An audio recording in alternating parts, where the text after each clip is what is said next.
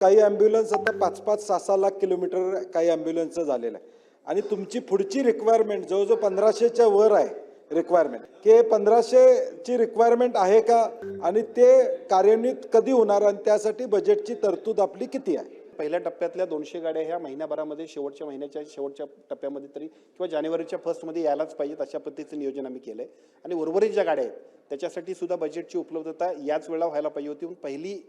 पहिला जे सुरुवात व्हायला पाहिजे त्याला उशीर झाल्यामुळे मार्चमध्ये इतर सगळ्या गाड्यांची सुद्धा उपलब्धता आम्ही करतो. सन्माननीय आमदार साहेबांनी जी काही सूचना केली त्या सूचनेप्रमाणे किंवा एकूणच लक्षवेधीमध्ये जे काही मुद्दे आहेत ते मुद्दे आम्ही उत्तरामध्ये दिलेत.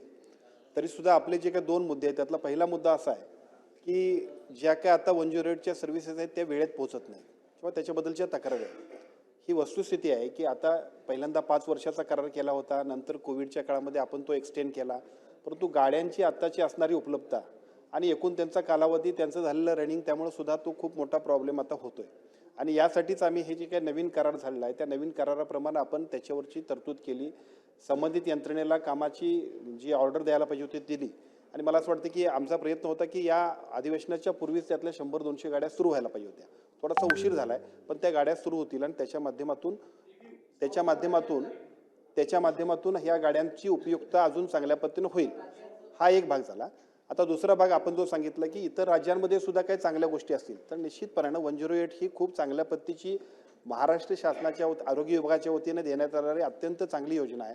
त्याच्यामध्ये अजून काही सूचना सुधारणा करायच्या असतील तर त्याच्यासाठीचा रिव्ह्यू अजून काही इनपुट्स घेतले तर निश्चित चांगला त्याचा उपयोग होईल. त्यामुळे त्या पद्धतीची एक आम्ही कमिटी नेमून आम्ही घेऊ.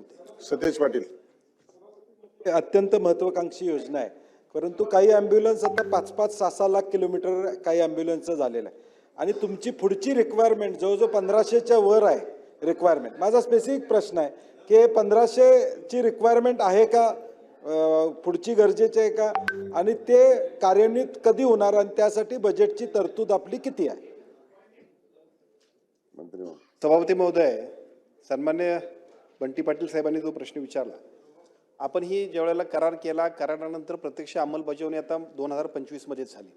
आपण त्याला पैसे पहिल्या टप्प्यामध्ये 200 कोटी रुपये दिले. त्यातल्या पहिल्या 200 गाड्या आता या महिन्याभरामध्ये उपलब्ध होतील अशी परिस्थिती आहे.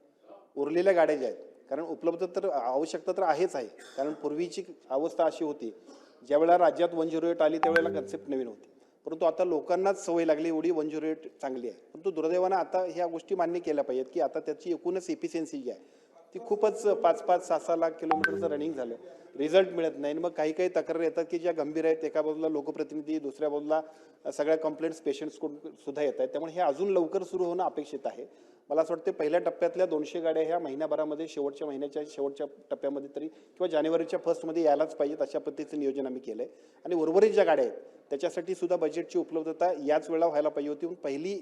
पहिला सुरुवात व्हायला पाहिजे होती त्याला उशीर झाल्यामुळे मार्चमध्ये इतर सगळ्या गाड्यांची सुद्धा उपलब्धता आम्ही करतो. कोल्हापूर जिल्ह्यातील सुझुकीची एकमेव डीलरशिप म्हणजे मोहिते सुझुकी. 16 वर्षांच्या प्रदीर्घ अनुभवासोबत तुम्हाला इथे मिळेल सेल्स, सर्व्हिसेस आणि स्पेअर्स एकाच छताखाली.